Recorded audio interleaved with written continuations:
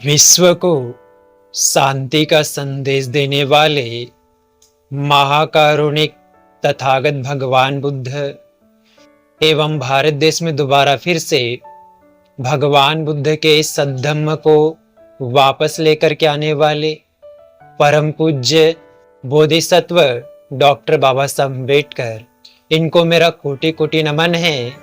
आप सभी श्रद्धावंत उपासक उपासिकाओं को मेरा नमो बुद्धाय, मैत्रीपूर्ण जय भीम।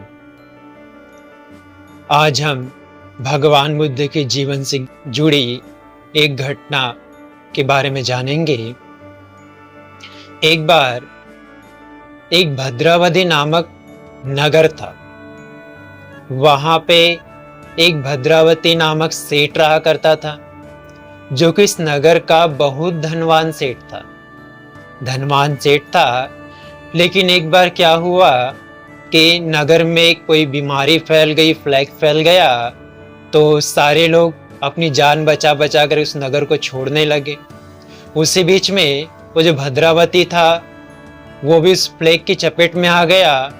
तो उसने भी अपनी पत्नी को और अपनी एक बेटी सामा को लेकर के उस नगर को छोड़ने का निश्चय किया, और वो तीनों ही वहां अपने नगर को छोड़ करके कौसंबी में जाकर के रहने लगे। अब कौसंबी में जो कौसंबी का राजा था वो एक भंडारा चलवाया करता था। जो भी गरीब लोग हैं, भूखे लोग हैं, बेसहारा लोग हैं, उनके खाने की व्यवस्था किया करता था। तो वहां पे सब इधर उधर से जो प्लेग से भटके हुए लोग थे वो उसी नगर में आते थे, उसकी भंडारा से खाना ग्रहण करते थे। अब एक सेठ था भद्रावती, लेकिन सारा धन दौलत पैसा रुपया सब तो वहीं रह गया था, कुछ भी लेकर के आया नहीं था। तब ये क्या करता है, अपनी बेटी से कहता है कि जाओ वहां से खाना लेकर के आओ, हम तीनों खाना खाएंगे करेंगे। तो सामा जाती है और भद्रावती की जो बेटी है सामा, वो जाती है और उस कौसंबी के भंडारे से 3 थाली भोजन लेकर के आती है। पहले दिन तीनों जन खाते हैं, दूसरे दिन जाती है और 2 थाली ही भोजन लेकर के आती है, और तीसरे दिन जाती है तो 1 ही थाली भोजन लेकर के आती है। अब वहां जो भोजन की व्यवस्था देखने वाला व्यक्ति था, जो भोजन परोस रहा था, घोषित नाम का जो व्यक्ति था, वो सामा को पहचान लेता है। तीनों दिन देखता है कि पहले दिन ये लड़की 3 झोंका भोजन लेकर के गई थी, कल 2 लोगों का भोजन लेकर के गई है, आज 1 ही का भोजन लेकर के गई है जा रही है करके। तो उसको चिढ़ाते हुए कहता है, आज तुमको अपने भूख की सही जानकारी हुई है करके। तो सामा कहती है, भाई क्या कहते हो, मुझे समझ में नहीं आया। तो कहता है, मैंने तुमको पहले दिन देखा था, तुम पहले दिन 3 लोगों का थाली भोजन लेकर के गई थी, दूसरे दिन देखा तुम 2 लोगों का भोजन लेकर के गई हो, और आज सिर्फ 1 ही व्यक्ति का भोजन लेकर के जा रही हो। तो सामा कहती है रोते हुए कि भाई पहले दिन मेरे पिता की मृत्यु हो गई, दूसरे दिन माता की मृत्यु हो गई है, आज मैं अकेले ही हूँ, इसलिए 1 ही व्यक्ति का भोजन लेकर के जा रही हूँ।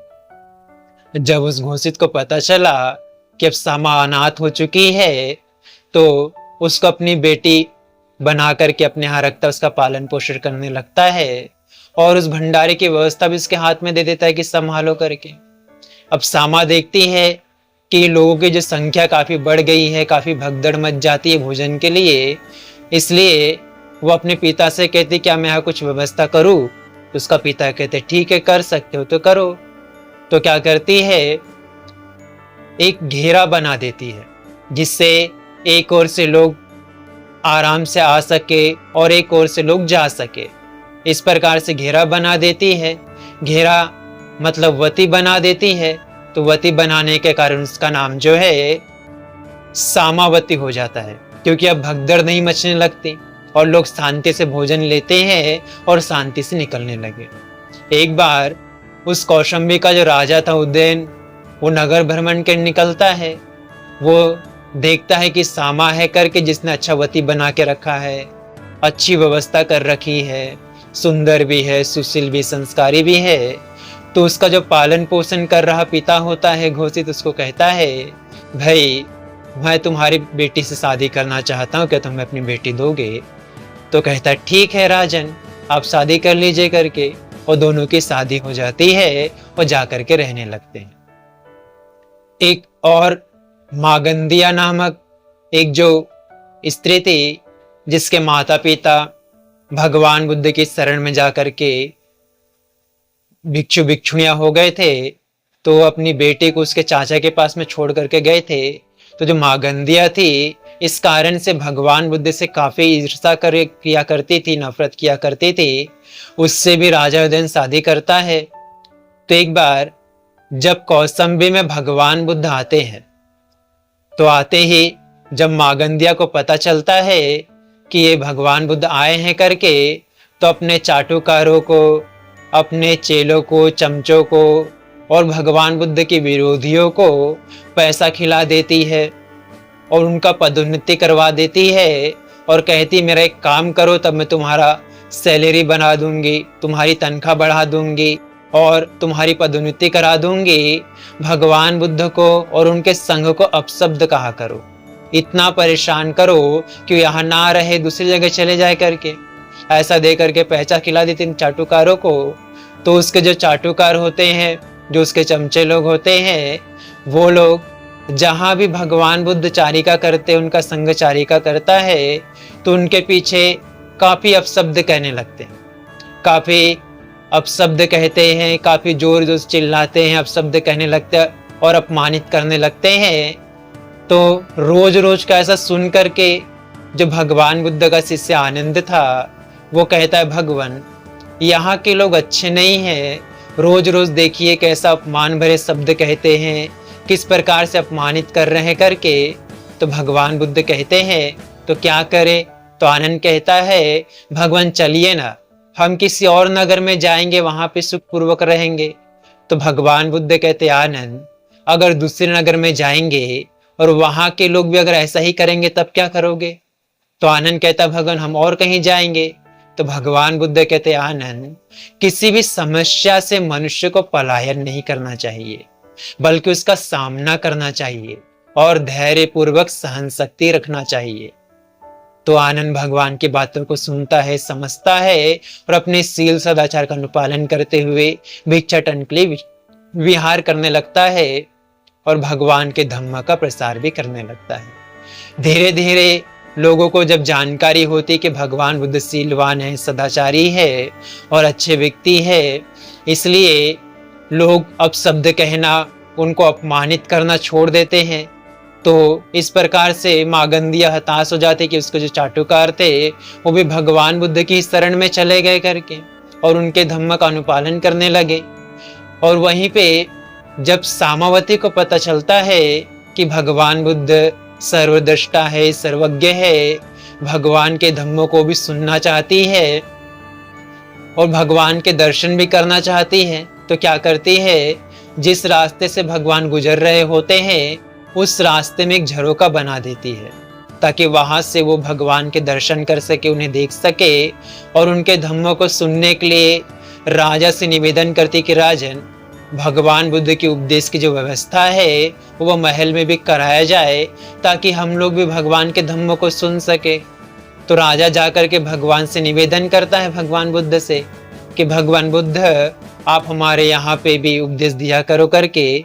तो भगवान बुद्ध कहते हैं आनंद को कि आनंद तुम जाकर के उपदेश दिया कर करके, लेकिन आनंद भी नहीं जाते। तो भगवान के यहाँ पे बहुत सारे भिक्षु होते, वो भी कहते भगवान हम लोग भी नहीं जाएंगे करके। तो जो राजा के यहाँ पे काम करने वाली जो रानी की सखियां थी, सामावती की बहुत सारी सखियां थी, उसमें से खजुत्तरा भी एक थी। वो क्या करती है, जहां भी भगवान बुद्ध का उपदेश हुआ करता था वहां जाती है, भगवान बुद्ध के उपदेश को सुनती है और जैसा वो कहते थे वैसे आकर के राजमहल में रानी सामावती को और उनकी बहुत सारी सखियों को भी उस कथा को, धम्म देशना को बताती है। इस प्रकार से उपासिका ना होकर के वो भी धम्म देशना करने वाली हो गई। और धीरे धीरे भगवान के धम्मों को इम्प्लीमेंट करते हुए, उनको समझते हुए, जानते हुए सामावती भी धम्म का आचरण करने लगती है और अपने जीवन में सर्वोच्च अवस्था को प्राप्त करने लगती है। मगर ये देख करके जो मागंधिया थी, वो तो पहले से ही भगवान से ईर्ष्या करती थी, तो राजा को भड़काती कि राजा देखो, मागंधिया कहती है राजा को कि देखो जो सामावती है आपको मारने के लिए ऐसा झरोका बना करके रखिए करके। तो राजा सुनता है, मगर जब सत्य का पता लगाता है तो उसको पता चलता है कि मागंधिया झूठ बोल रही है और जो सामावती है ये निर्दोष है, ये तो सिर्फ भगवान बुद्ध के दर्शन ही करना चाहती है और उनके उपदेशों को सुनना चाहती है। इस प्रकार से अपने वो जाल में फिर से, जो सामावती को फंसाने का जो जाल था, जो कोशिश थी मागंधिया की, वो नाकाम होती है। तो गुस्से से अपने सारे सगे संबंधी को बुला लेती है, अपने चाचा को बुला लेते जिसके यहाँ रहते थे, और अपने सारे सगे संबंधी के साथ मिलकर के जहाँ सामावती रहती थी, जहाँ उपदेश का जुत्र आकर दे रही होती है, उस समय चारों तरफ उनको पता लगे बिना ही सारे पिल्लरों को, खंबे से तेल से भिगा देती है, पर्दों को भिगा देती है और आग लगा देती है, जिससे सामावती और उसकी जो सारी सखियां है उसमें जल करके उनकी मृत्यु हो जाती है। जब इस बारे में राजा उदयन को पता चलता है कि सामावती तो निर्दोष थी, लेकिन मागंधिया जो है अपने ईर्ष्या के कारण, क्रोध के कारण, बुरे स्वभाव के कारण इसने सामावती को मृत्यु के घाट उतार दिया है, तो राजा कहता है मागंधिया को कि भाई मैं बड़ा ही प्रसन्न हूँ, मुझे सामावती से हमेशा डर बना रहता था कि कब आकर के मुझे मार देगी, मेरी हत्या कर देगी करके, मगर जिस किसी ने मेरा हित चाहने वाला जो भी है, जो मेरे हित के लिए सामावती को मारा होगा, मैं उसको उपहार देना चाहता हूँ। ये सुन करके मागंधिया खुश हो जाती है और कहती कि उसने ये सब किया है करके। तो राजा कहते काम करो, अपने सारे सगे संबंधी को बुला लो, मैं सबको एक साथ उपहार दूंगा करके। मागंधिया खुश होती है और सबको बुलाती है। सबके आने के बाद राजा सभी को जमीन में आधा गाड़ गड़वा देता है और उनके आसपास में घास फूस लगवा करके उनको आग लगा देता है, जिससे उन लोग भी उसी प्रकार से जल करके उनकी भी मृत्यु हो जाती है। इस घटना के बारे में जब भगवान बुद्ध के पास में घटना आती है, बात आती है, तो सारे जो भिक्षु है भगवान से प्रश्न किया करते थे कि भगवान किसकी क्या गति हुई इसके बारे में बताइए करके। तो भगवान बुद्ध कहते हैं आनंद कि जितने सारे जो मागंधिया थी, जिसने भगवान बुद्ध को और सामावती को परेशान करने का काम किया, उनको सताने का काम किया, बुरे कर्मों को करते रही, इसलिए मागंधिया और उसके जो सगे संबंधी थे उन सभी की दुर्गति हो गई है। और जो सामावती थी, जो भगवान बुद्ध के प्रति श्रद्धा रखती थी, उनके धम्म के प्रति श्रद्धा रखती थी, संघ के प्रति श्रद्धा रखती थी, उसकी सद्गति हुई है। क्योंकि उनमें से बहुत सारी जो सखियां थी वो श्रोतापन्न हो चुकी थी, कुछ सकदागामी हो चुकी थी, कुछ अनागामी हो चुकी थी।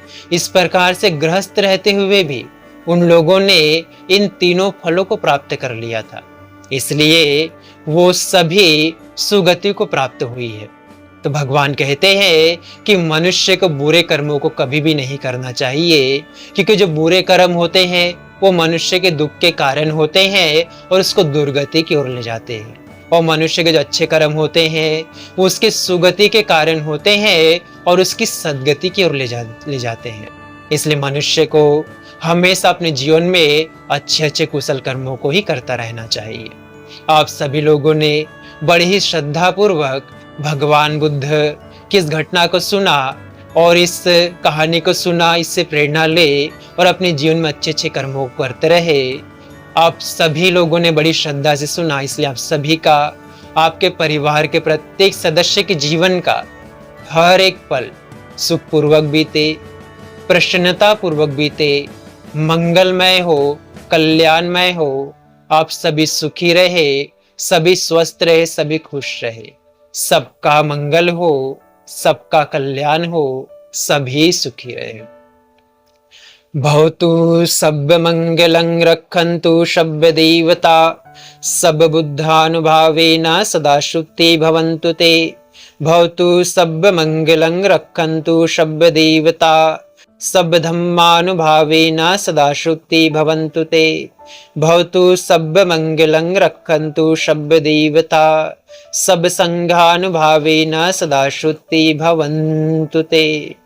नमो बुद्धाय, नमो धम्माय, नमो संघाय। साधु साधु साधु।